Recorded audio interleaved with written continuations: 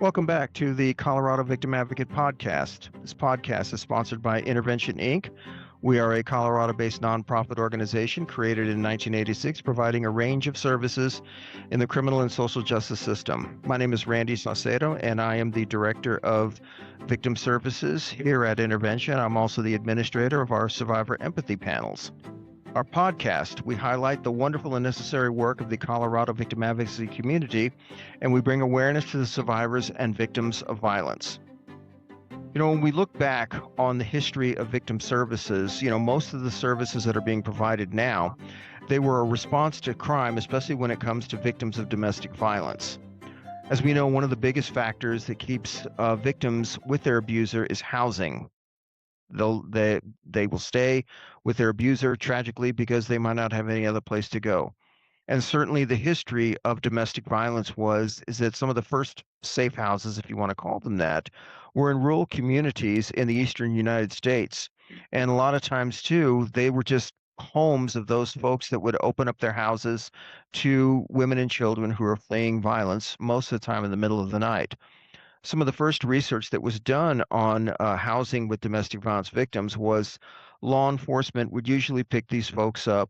They would drop them off at a certain location, and they would leave them there. And that person would just know where to find these folks. And one of the first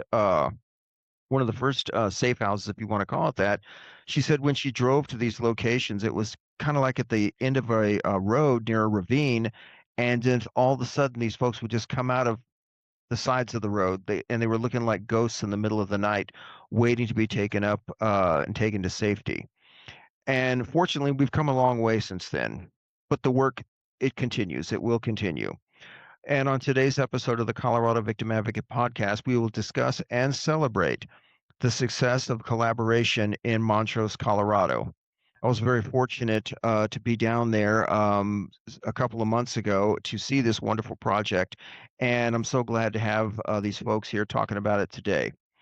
The San Juan Landing was created to provide immediate and long-term housing solutions for victims in the 7th Judicial District.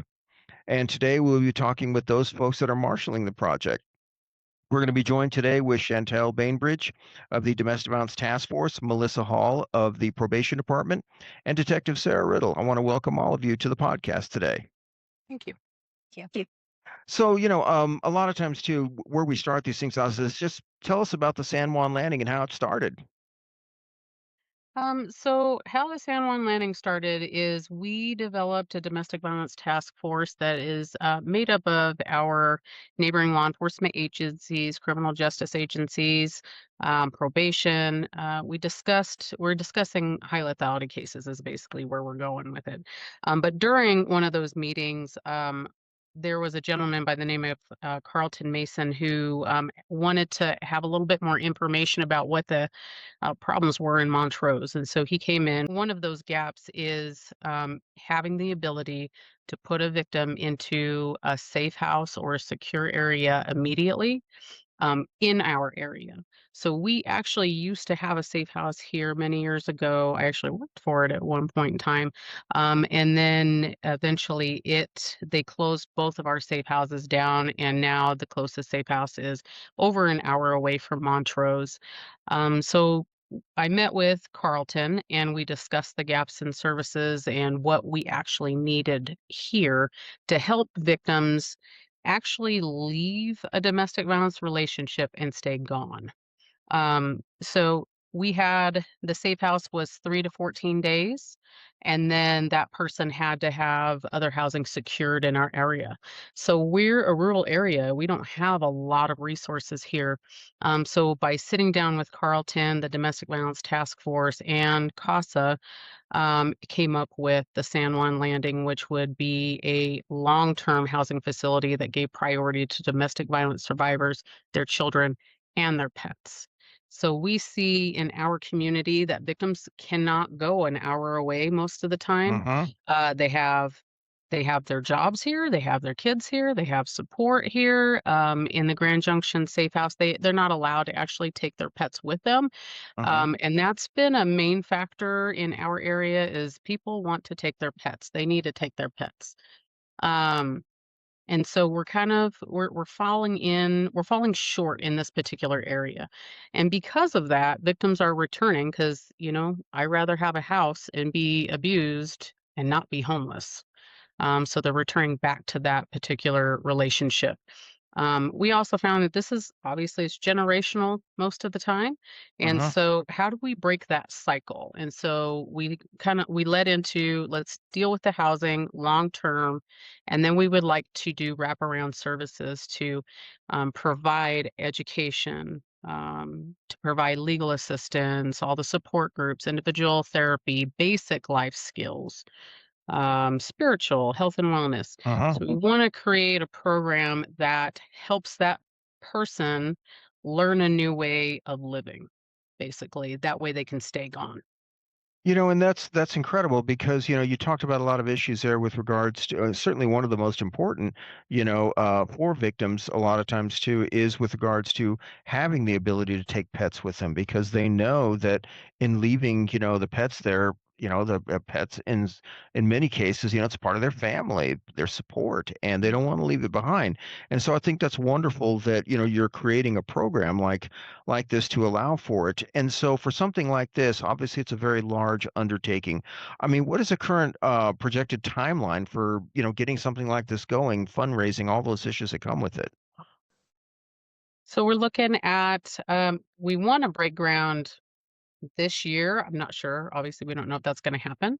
Uh-huh. We have put in for some grants, and when I say we, it is, CASA has put in for some grants that we don't know Uh-huh. the answer to right now.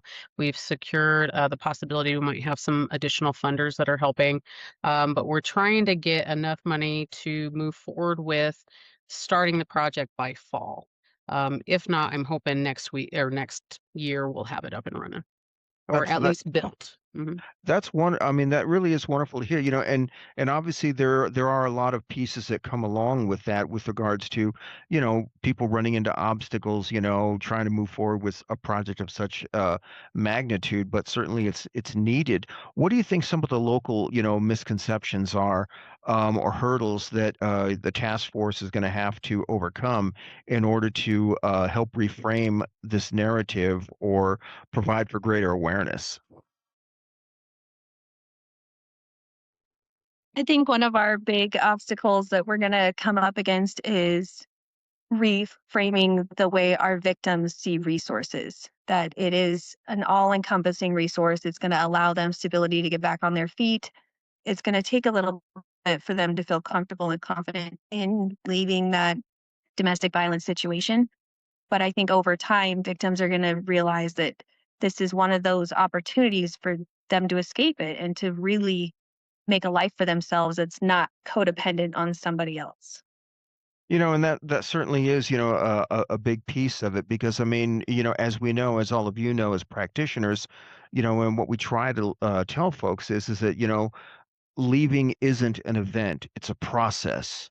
Takes time, and to find those resources that are out there. And so, you talked a lot about, Chantel, you talked a lot about with regards to, getting this project going. But for any of you, what are some of the community, contributions that have been a part of this program? We've been lucky enough that we have worked I mean, Carlton with Casa has actually reached out Uh to huh. us regarding this because he's a builder. He has Casa, obviously, that he helps with the at-risk youth and elderly housing projects already. Uh And huh. so we were lucky enough to partner with him because he already knows how to do that piece of it. Uh But we've huh. also partnered with currently with the initiative. So we're hoping to utilize the initiative to move forward with the community-based services for victims so that they have that advocate who can hold that privilege. Uh huh. Because obviously I can't because I'm in law enforcement, so we need that piece. We've had a lot of support through the community, really. We've had a gentleman who asked to sponsor our next event.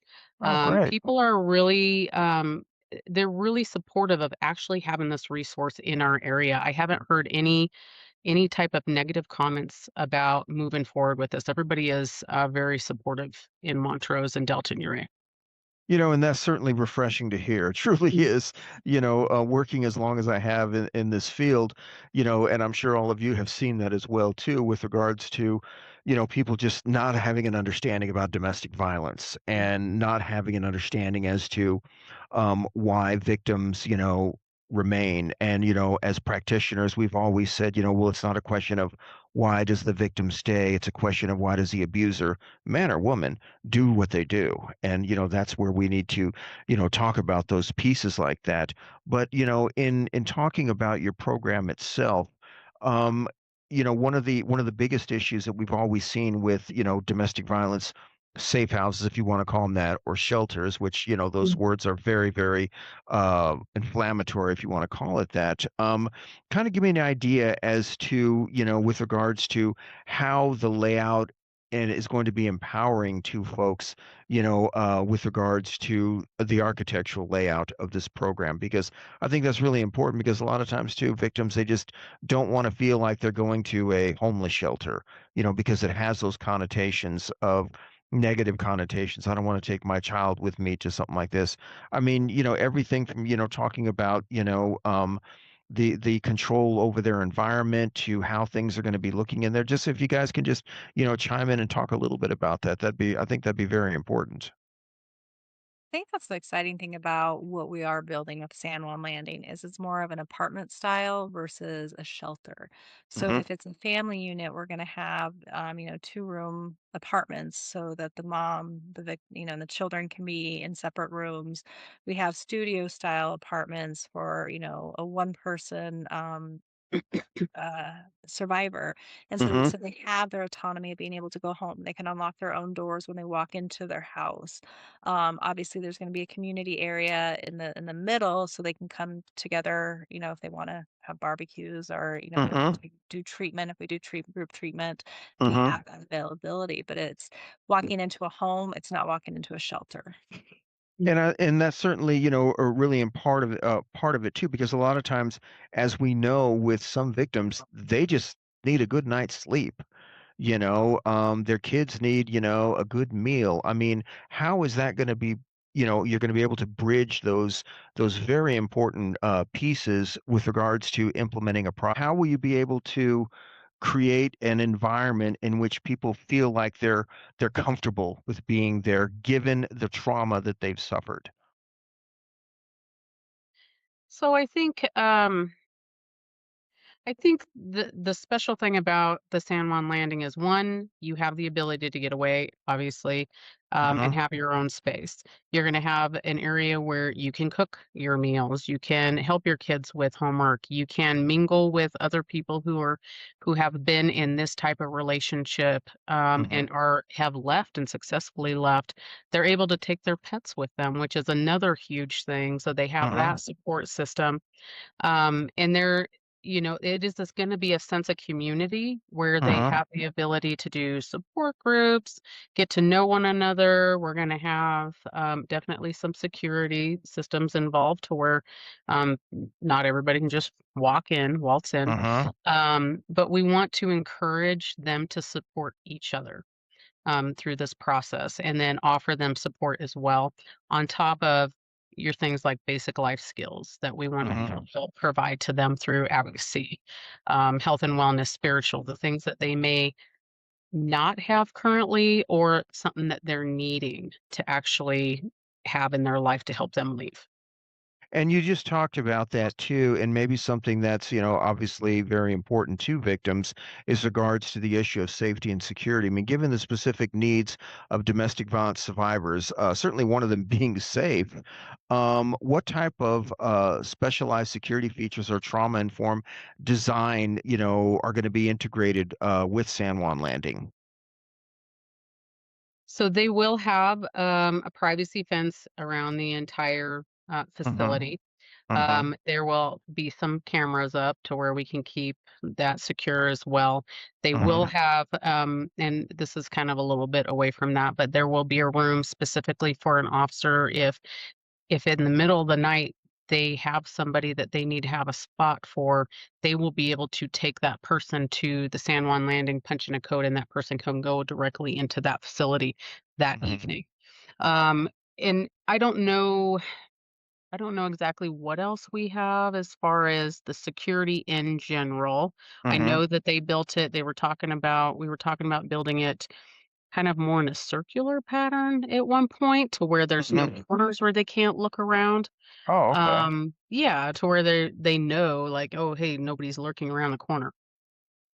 So we're hoping to get that done. Anything else I'm forgetting, Melissa? It's still a work in process for sure. I mean, Yeah. Chantel's headed over to the Front Range, I think, in the next Mm-hmm. weeks to tour some other areas just to get more ideas because we really do want to make our survivors feel safe. We want to make sure nobody can have access to come in, and it truly is a home where they can lay their head down, sleep, Mm-hmm. and be at peace for a change. And you talked about that, too, with Chantel, with regards to the issue of possibly having, if an officer has to go in the middle of the night and get some information from that person. Sarah, could you talk a little bit about that process, kind of what that would look like? Because a lot of times people just don't have an understanding, or at least, that they have a very misguided understanding as to how and what type of information victims might need, because they obviously are scared, terrified, don't know what's going on, and then of course they come in contact, with the law enforcement officer. I mean, something like that. I mean, how, kind of what would that process look like? So I think, I mean, you can't put a clock on domestic violence. You have no idea when that's going to occur. And it's always unpredictable. And you're right in saying that their emotions are heightened, that Hmm. the entire situation's amped up. So getting them away from that scene and somewhere safe is extremely important. And sometimes it can't be delayed, where you're waiting for a hotel room to open up or you've got Sure. something else that you need to get them out of there and get them somewhere safe. Hmm. So the beauty for that with law enforcement is that if you are responding to domestic violence in the middle of the night and you need somewhere safe to, put your victim, we'd be able to go to the San Juan Landing, put in a code and set them up for the night. And there'll be other resources available for those immediate necessities, whether it's toiletries or clothes or food for Hmm. the night, and really get them somewhere safe where they feel like they're in a second home and they can catch their breath and get a good night's sleep and rest. And so then if we have to come back and speak with them, and there's always a number of pieces of information you need when you're investigating domestic violence, but Hmm. it's easier to speak with them when they're already safe. If they've had to return home within the next 24 hours, which is a common occurrence, they're right back in the situation they were in. So you can't necessarily reapproach them and say, "Hey, can we talk about yesterday?"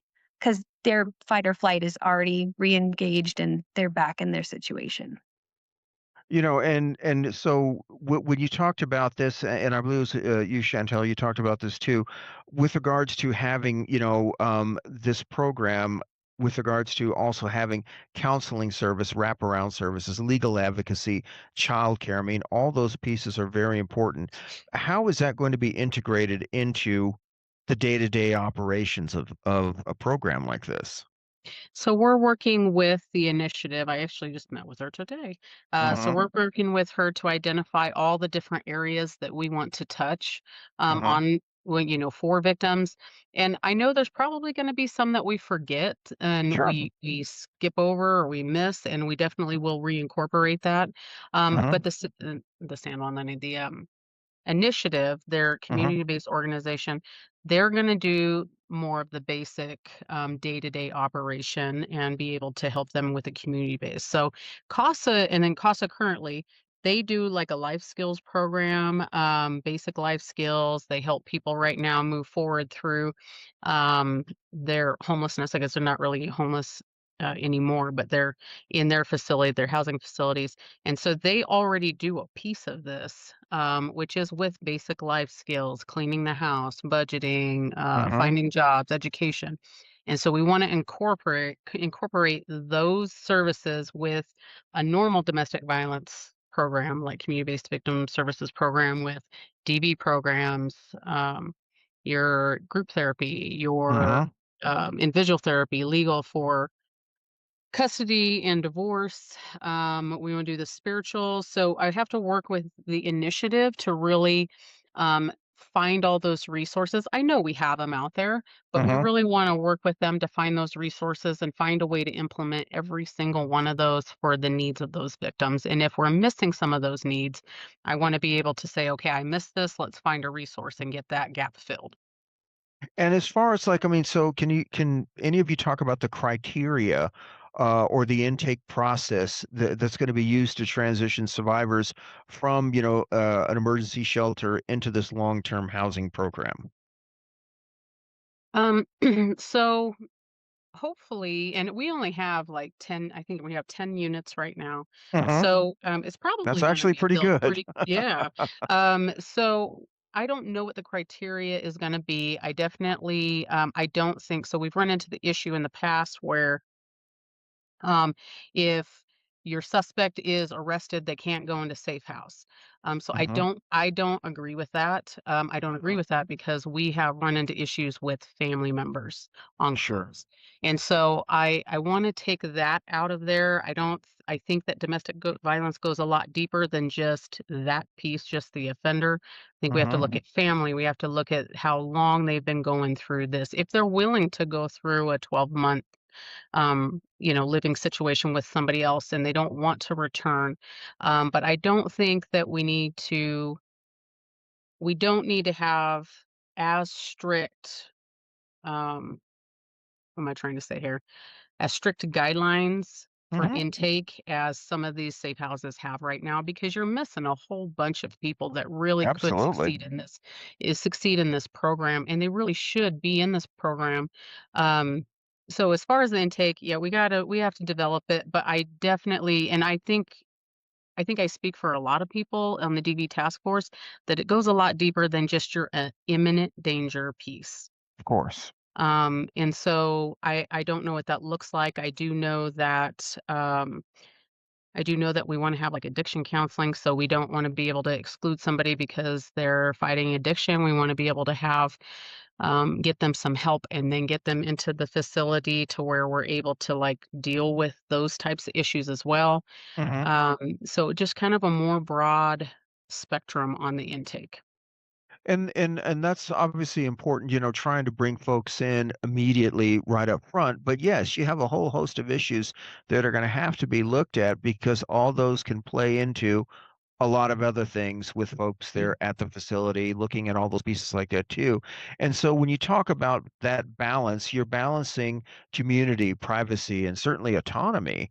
And Melissa, if you can just talk a little bit about that with regards to balancing that community and privacy. I mean, as you know, survivors, they often navigate a very delicate balance, between the need for sometimes just wanting to be alone for safety and needing, the community for healing itself. How does the development balance all of these pieces, in a private living quarters and communal spaces that also foster a lot of the peer support? Well, I think that's the one advantage that we're going to definitely have with working with the initiative is being able to have them come in and work with the victims one on one. Like what are Hmm. their needs? What do they need to be able to help grow individually as a family, and then work with them. So do we need that community support within just the housing, or do we need the whole community, and how do we find jobs with the community? Hmm. And so I think that that's going to be the biggest piece of this is that those wraparound services with each of our survivors. And and initially, some of the biggest concerns that we who work in this field, we've always seen is the issue with childcare. I mean, that's a really big issue a lot of times too with domestic violence, and just having those children who witness or who are a victim of domestic violence. They process trauma differently. And in fact, in our survivor empathy panels, we talk a lot about that with regards to the impact of children, because as we know, doing this work, a lot of times children are more often witnesses of it. They hear it, they know what's going on. And, with regards to kids being in this project, are there recreational and play areas that are going to be designed for this to help kids feel safe, regulated, and be just certainly be able to just be kids.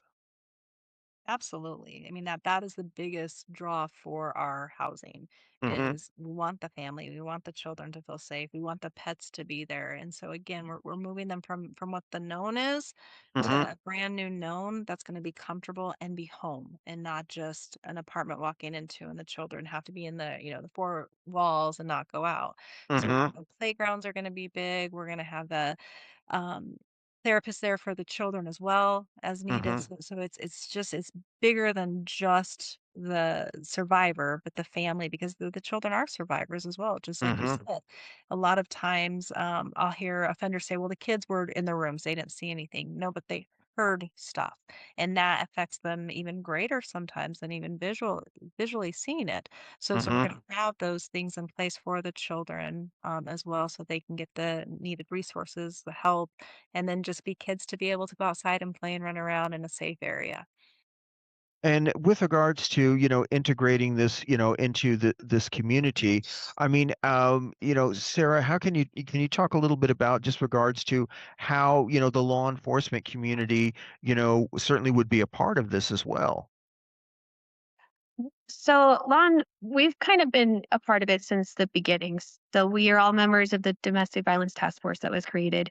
And oftentimes, the cases that are brought forward to the task force are from us in law enforcement. And they're cases that are exceptional in the sense that they're can be lethal or they're very intense or it's a victim that we can see wants to get out of domestic violence but lacks that ability or lacks the courage or often it's the control piece with Mhm. domestic violence where one person is in control of the finances and they're in control of the vehicles. And I think that as this progresses and San Juan Landing develops, law enforcement is going to remain involved in the sense that we're going to be the ones helping these people reach that first resource, that very Mhm. first step to getting on their own feet and learning how to reprogram themselves and reprogram their life and learn the skills that are going to allow them to feel accomplished and empowered to keep going and keep moving forward.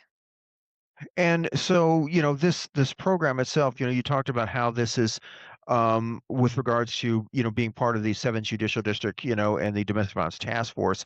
The 7th Judicial District, for those of you who don't know our judicial districts and that kind of thing, I mean, it's a pretty large, area. It has a Delta, Gunnison, Ouray. I mean, very large population, excuse me, a large area.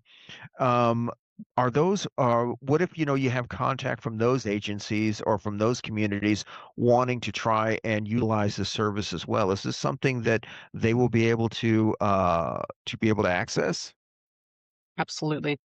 Yeah, so because of 7th Judicial District, we all really do work really well together, and we are Hmm. so rural that we need this particular resource for the Hmm. entire jurisdiction. And I know that Gunnison has Project Hope, and then you have San Juan.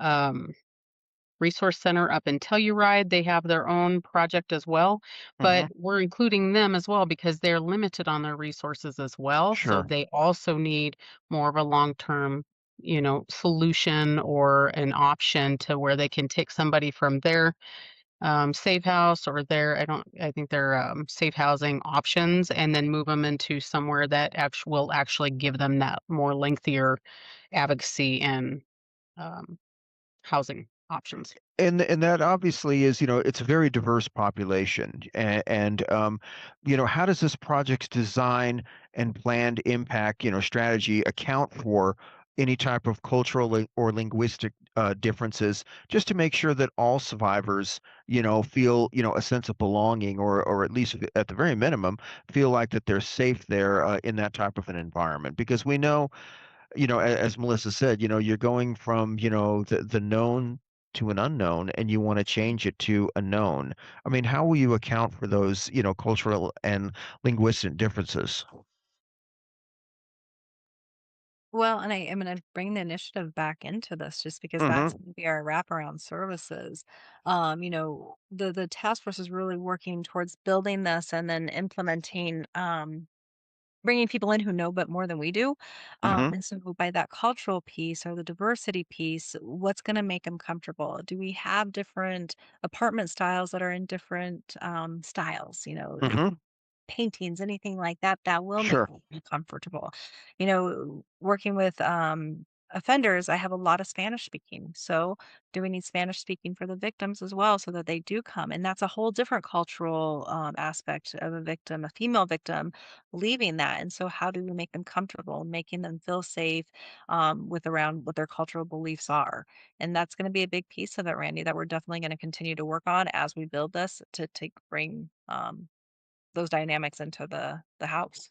And so this is truly part of, a very long-term sustainability project. And certainly looking back at, the fundraising and the financials and all those pieces like that, once the initial fundraising, for the development is complete, you're looking at actual brick and mortar, that types of things. I mean, I guess probably like any other, long-term project, that you want to succeed. I mean, do you have a strategy for ongoing, maintenance, supportive services, for those folks who might be there in order for it to continue to be successful? So we'll rely on probably Carlton and Casa to as far as the facility goes and the maintenance Hmm. because they're already doing a lot of that. So I'm kind of unfamiliar with that piece. But as far as the ongoing services, we will utilize grants. So they have a lot of victim services Gotcha. grants that we can apply for. We're already speaking to Casa and to the initiative to work together to apply for some of those grants once we're up and rolling. Hmm. So we want to make sure that we are working together collaboratively to identify and then secure those fundings and that funding. And that's obviously, an important piece, just working, doing the work that I've done, certainly relying on that experience. A lot of times you have to find all of those different types of programming out there, utilizing not only nonprofits but for-profit agencies, Mhm. just to provide that ongoing assistance. And certainly also too, some of the projects that I was involved in, whenever we had other communities contacting us, like, okay, well, maybe we can look at their local services to see if they can also provide, financial assistance to us because we are starting to Yeah. serve some of their residents. And I think that's going to be, important. But also too, just those things that, you're trying to avoid just to try to help the residents feel like, they're not in an abusive relationship. And a lot of times too, we've known everything, that can be part of that. How does the structure of living at, San Juan Landing, such as, because we talked just a little bit about that earlier, the rules around visitors and, the daily schedules and, just kind of trying to avoid those things that may be reminders of an abusive relationship. I think that's definitely a work in progress right now, Randy. I Sure. think just trying to get the foundation up, Hmm. and as we're building the foundation, then we can work on that process for sure. There has been talks around it. We just haven't really come to any final decision with And regards to and what I that big piece looks like. and that's just part of it because I mean, just having that commitment, of the DV task force, the initiative, the folks at, CASA, all coming together and bringing all these ideas. Because yes, whenever I've, been a part of a project like that or anybody else, it's like, yeah, we need to consider that, but we also need to make sure that we go back to it because we always can learn from Mm. additional pieces of that. And I think probably one of the biggest pieces that we know as practitioners, whether it be in law enforcement, in the courts, nonprofit, any side of that, is always the issue of has it been successful? Because I get asked that question, a lot. Well, are the, how do you know that you've been successful, in the work that you do? And a lot of times too, that's a very difficult question because measuring success doesn't necessarily mean, well, this person didn't reoffend within 6 months. Maybe they reoffended in 12 months. Maybe it was a different victim. Maybe it's the same victim. So again, so measuring success can always come in various data sets. But as far as a program like this, I guess beyond simply tracking heads in beds or completion rates, times persons that have been there. What specific metrics, and qualitative, feedbacks, are you going to be able to use to measure, the true emotional and psychological impact that this program has had with folks? So I'm hoping that, and I wish Shelley was on here with us because she actually worked for a safe house here locally and she's been doing Hmm. it for 30 years. I wish she was here to actually speak to that because she has some ideas. But she has been working with the police department for about 8 years and she still has people that she worked with Hmm. at the community based organization still contacting her constantly. And so she's able to be like, yeah, hey, this person, I worked with them for 10 years and they are out and moving on with their lives and married and abuse free. So I think that's good to continue to have that ongoing victim advocacy afterwards. So it's Hmm. not just like within, but we still have those support groups where people can attend, even when they are successful with the program, to make sure that they are still successful in staying away from abuse. But as far as anything concrete on what we've decided on, we haven't gotten that far yet that I know of that I've been a part of. And with regards, to that, whenever you talk about, that type of data set or that type of measurement that you're looking at, I mean, personally, for each of you, what do you think you see success as with regards to a project like this? Because, I know for me, working in this field for a long time, and I think Chantelle, you hit it right there, was with regards to, is this person free from violence? Are they living a productive life now free of violence? And certainly too in the work that we do here, is the offender, did they go through their treatment classes? Did they feel like they got something out of it? Did they change their life? That kind of thing. I mean, for each of you, what do you think, is a metric for success when you're working with domestic violence survivors or even with, perpetrators? I would say in my field, I like to see the small successes. Hmm. I'm hoping for that big one where they're abuse free and they're living their life and they're not, they're self-sufficient. That's where I definitely want people to be and eventually get. But sometimes the small successes are really powerful, such Hmm. as they have someone to call every single time if this does happen. So they trust somebody, whether it's, law enforcement officer, whether it's victim services, whether it's probation. Melissa had a young lady who reached out to her. She got her connected with me this last week. So somebody who's like, okay, I didn't trust the system. Now I'm going to. There's Hmm. somebody in there that I can reach out to because we know people go back time and time again for quite a bit of time, 7 times, eight Hmm. times before they actually stay gone. So I like to see the small successes and then help them lead up to that big success.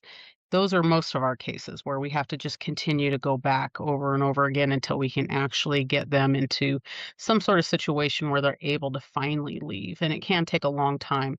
I do hope for that self-sufficiency and they're good and they're on their own and they, call me years later and Hmm. hey, you helped me out. But it might take a long time. So I like the little tiny successes, and then just reevaluate as we go on.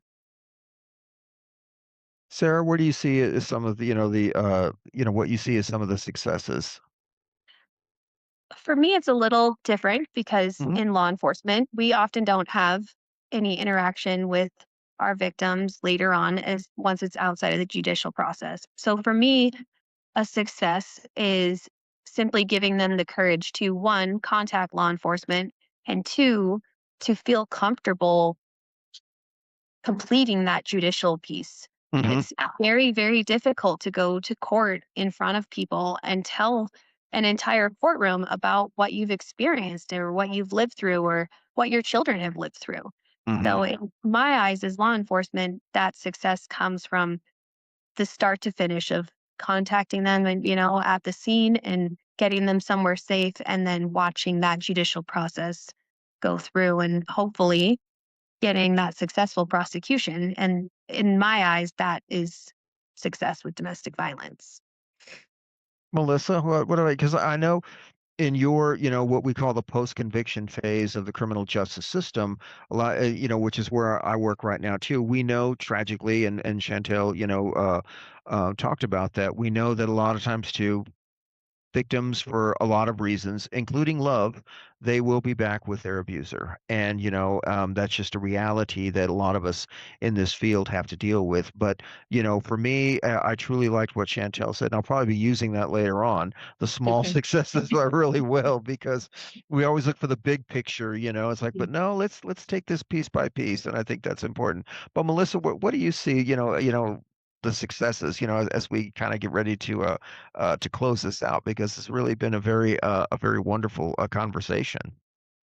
Working with offenders, the success for me is watching offenders actually have that light bulb that what they did was wrong, that they are not they have no power. They're trying to ascertain their power and control over somebody else, and really finally switching from no empathy to empathy, and Hmm. hoping that what they're learning in treatment, if they're still with the victim, is Hmm. actually being shown at home, and then we don't see them again because they truly have made some really good changes. And if they've made those changes and they're able to live happily ever after with the survivor and the children, that's true success. And I think too, when you look at those pieces, you really want to work towards that. And I think the work that all of you're doing right now, and certainly in the creation of this project, is definitely going to be a part of that. And I think that's why, we were so fortunate, to bring you on here and, talk about that. And I'm certainly looking forward to, being there for the ribbon cutting and, showing everybody, the success that you've had, because as we know, tragically, domestic violence can become lethal at any moment. We've seen that in all of our communities. You've all worked those things. I have too. And whenever you see these, as Chantel said, some of these small successes going into the bigger ones, I think that's the things that we need to celebrate. And certainly too, having the ability to have all of you folks here, I think that's just been a really wonderful thing. Is there anything else that you would like to talk about or like to say, as we get ready to close, from certainly from any of you? I think that'd be really great to hear. Thank you for allowing us to come on today. I appreciate it. Randy, thank you. Absolutely. Thank you so much, everybody, for being here today with the Colorado Victim Advocate podcast. Intervention. We provide direct offender supervision and support for those justice-involved persons sentenced to probation or community corrections. In addition, we also provide pretrial monitoring, useful public service, and comprehensive victim services. And for more information, if you'd like to know a little bit more about our organization, you can go to www.int-cjs.org and the Colorado Victim Advocate podcast. It can be found on Spotify or YouTube channel, and we hope you join us for another episode. And I always like to close this by saying, and this truly with all of you here, a victim advocate, we're a noun, we're a subject, we're a verb, and we're an adjective. And I think we've seen all of that today. And again, thank you all for being here, and thank you all for listening with us. Thank you so much. Thank you. Randy.